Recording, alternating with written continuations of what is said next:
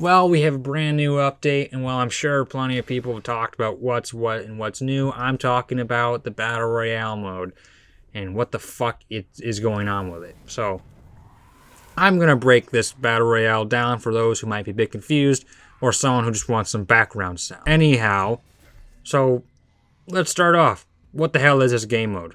Well, it's a Battle Royale. For starters, if you don't know what it is, then where have you been? Because I'd rather be there, because Battle Royales have become the most oversaturated and fucking annoying genre in gaming history.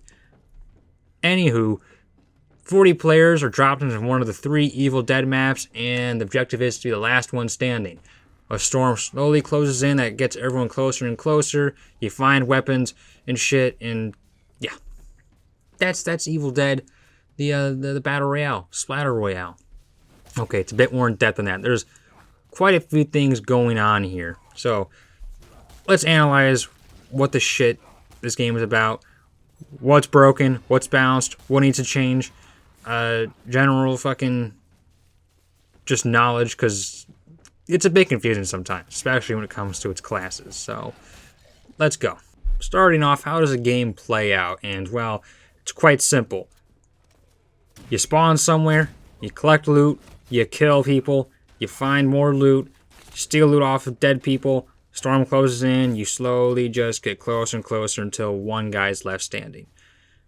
So let's talk about the beginning phase, the spawning in, which is probably one of the most janky, and that beginning phase is probably one of, it is the roughest part of this game mode, easily. You see, in most battle royales, you start off in like a plane, and you drop out and try to land somewhere that you find most desirable. In this game, you spawn in a set location and are set in like the normal demon vision camera that the normal demon game has going for it.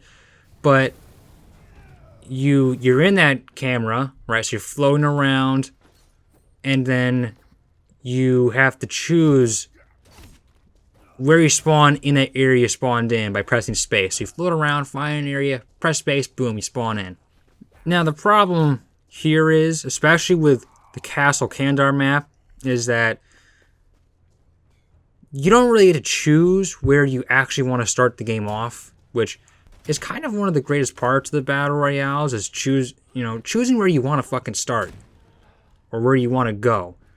So you're forced into, say, Palace Ruins, Southern Palace Ruins of Castle Kandar map. Do you know what's in Southern Palace Ruins? Jack shit. It's the most fucking terrible area on the map, right? Middle of nowhere, far away from all the loot. If you want to get any good loot, you have to go to that fucking tower. But chances are someone else is already there, and they have a fucking purple shotgun and are gonna waste you, dude. So, yeah, it's fucking terrible. And on top of that, the spawn rates are fucking weird. Like, where people spawn. Like, the chance of you spawning with multiple people is odd. Especially in certain areas, right? If you're spawning up in the northern village areas, chances are there's maybe, like, you might come across a few people. There's a fucking cat sneezing up on my desk. Could you not do that right now? But anyhow, chances are there's probably 1 or 2 people nearby. Okay, you're gonna knock everything off my desk. You need to get off now. As I've been trying to say, chances are there's only a few people near you, and you'll probably only be killing one person. You spawn down Palace Ruins. I've had up to 4 people spawn there, right? And it can feel a little unfair when you spawn somewhere and you kill 2 people, and then some random other asshole who spawned, who was hiding the entire time, runs up and just fucking kills you because you're at a third of health because you're trying to scramble to grab some fucking shemps off of some dead bitch you just shot dead. But because of how stuff falls out of people when they die, you fucking try to grab shemps, but it's not in like a pile where like, everything's spaced out from one another. No, it's all stacked on top of each other. So trying to grab it is a fucking nightmare, and you can't fucking grab it. So you're just kind of fucked, and it sucks. So sometimes that kind of sucks. But generally, when that doesn't happen, it's not so bad. It's really not so bad. But getting past the spawn phase is when, the real fun stuff happens, right? Grabbing all the crazy fun loot, fighting the AI, because there's still AI in the map, like in the base game. But not only that, there's AI bosses that can appear. So there's these rifts that show up where it spawns in a bunch of enemies, or sometimes just a boss, and you kill them and you get loot. So that attracts people in to come fight, like an airdrop. There's also legendary crates that drop that are alerted to everyone, which are also basically airdrops. And everyone, or some people at least, try to come and get them, and then it's a big fight, and it's, it's all kinds of fun. Standard Battle Royale stuff, and of course there's cars in the map, but once you're in a car, everyone knows you're in a car. They can see you driving around. Fair enough. But yeah, it's pretty fun. It's I'd say it's a standard Battle Royale. It plays like a standard Battle Royale, and that's, at least, good on Saber for at least being able to design a basic Battle Royale formula. Shows they know how to do some stuff. That's not me trying to rag on Saber. People do that enough already. It's not what I'm saying, Saber. It's just trying to joke. I'm not some asshole that sits on Reddit and complain about you all day, okay? Now, you'll, of course, reach an end area where the circle is really small and, there's maybe like 3 to 5, maybe 2 people left. And that's when stuff gets crazy. It's really up to luck who the fuck wins there, unless you got a really good position behind a rock where you're hidden. But yeah, that's when that's when people start sweating their nuts off. That's when things get crazy.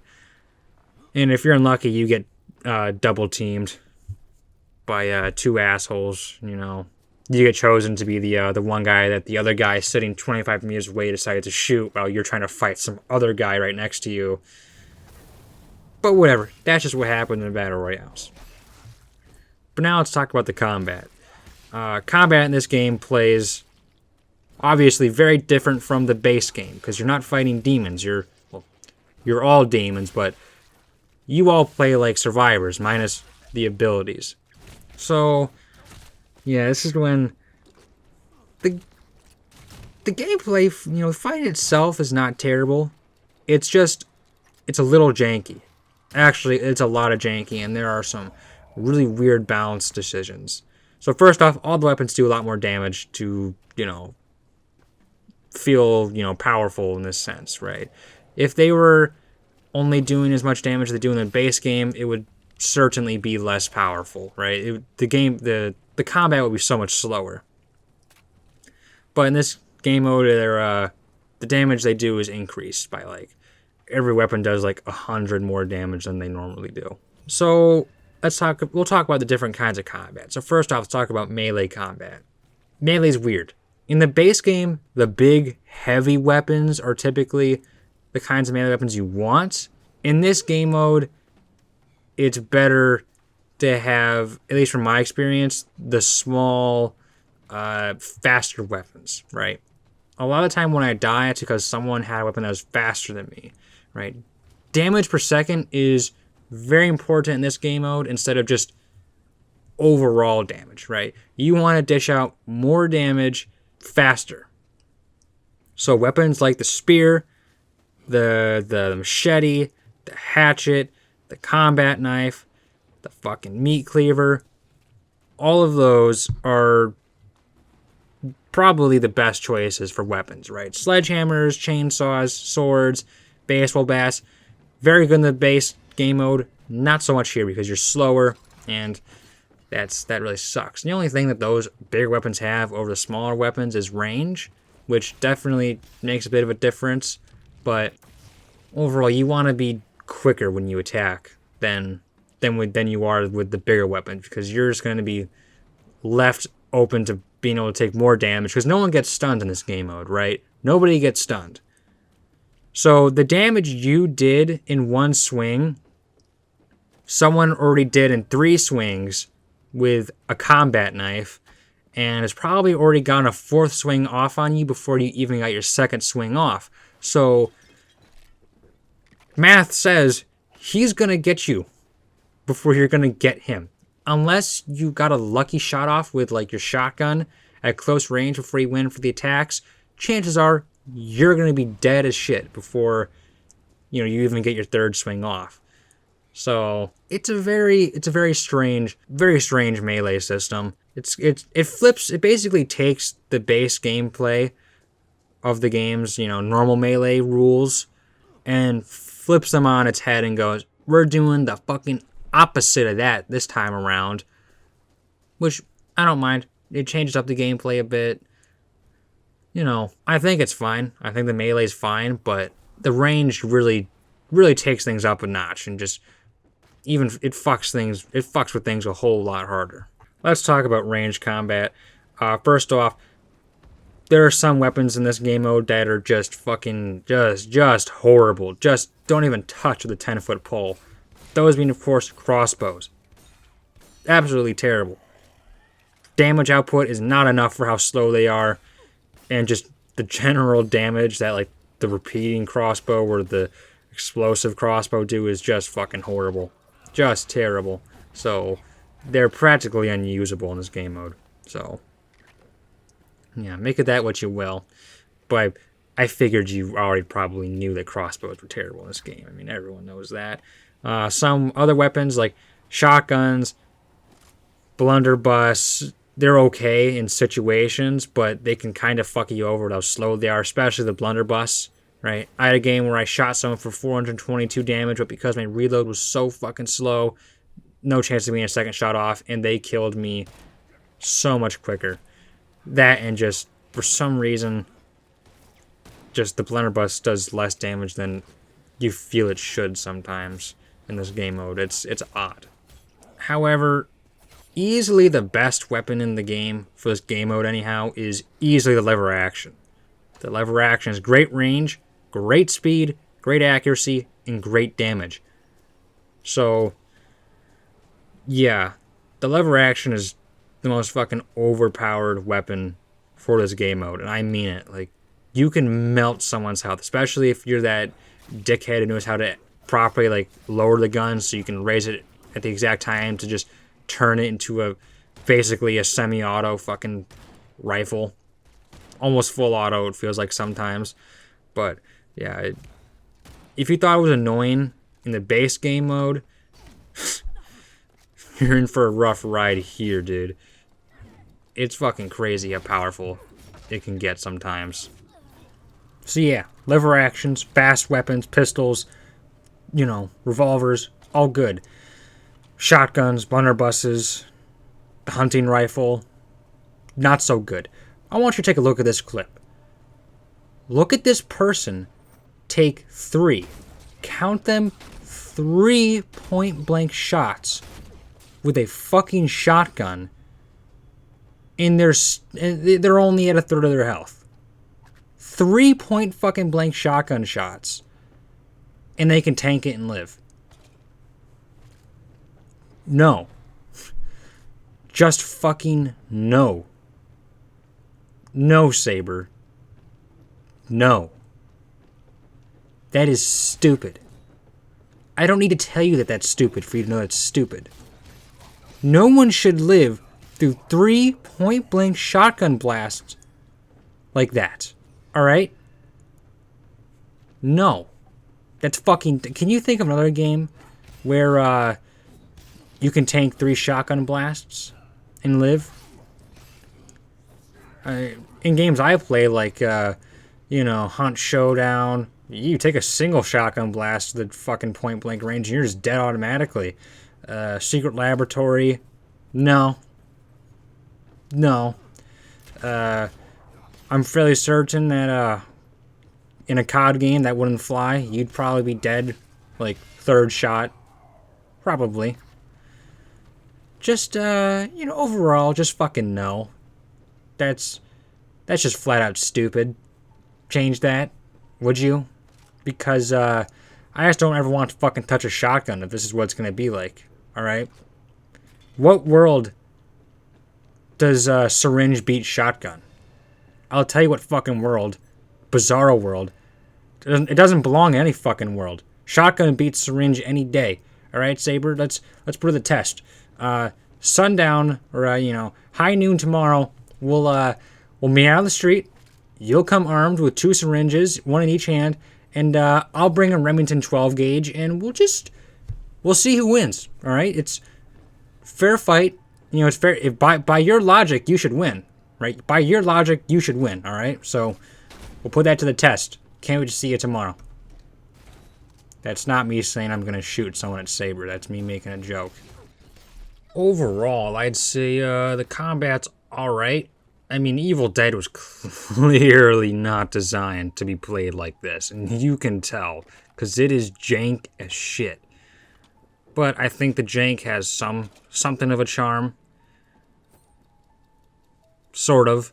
I just hope in the future that they can balance things out a bit better to make some weapons more desirable and just better. Certainly nerf the fast weapons in this game mode, because they do fucking more damage than they need to, right? Like, a spear is like well over 100 damage and will very, very quickly kill someone. Like, quickly. Especially if someone pops a shot off on you and 2 swings of the fucking, just 2 thrusts of a spear and you're dead. You're fucking gone, man. So let's talk about the classes in this game. Just like the main game, there's classes here for some reason, and they're pretty interesting. So the first one is the Assassin class.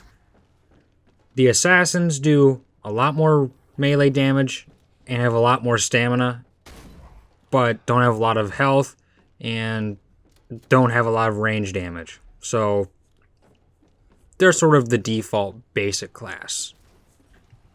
Second is the Sharpshooter. They have greater range damage and better resource management according to the game. What that means is they can grab stuff quicker and use shemps better. That's really it. The Commando kind of does everything. What I mean by that is they aren't particularly bad at anything, but aren't particularly good at anything. So they're just the medium. They're the middle ground. And then there's the Butcher, who has a lot more health and a lot more melee damage and less stamina and less range damage. They're probably, my opinion, I think the Butcher is probably going to end up being the main class, because tanking more damage is very fucking important in this game mode, and some of these abilities that you can get with the Butcher are insane. Like, you can buff the amount of health you get with a bunch of perks, because a lot of the perks in the skill trees in this game mode are repeating. So there's like 5 health extension perks, and most perks that raise your damage only raise them by like 1% or 1.5%. With the Butcher, you get a total of 5% extra health each time you level up one of these to the max. So you can get a total of 25% extra damage resistance, which is, or just health. That's not counting damage resistance, which goes up by 2.5%. Shield length, 2.5%. And just the damage tanking is crazy on top of the extra melee damage. So the Butcher's probably going to end up being the best. Other than that, I think the classes are pretty balanced. Maybe the Sharpshooter is also pretty powerful, right? Because range damage is already pretty crazy. And if you are already, you already know how to use that lever action to its best, then you're going to be doing some crazy damage if you max out your Sharpshooter. But you also have to look out for reduced health and shittier melee damage, stuff like that.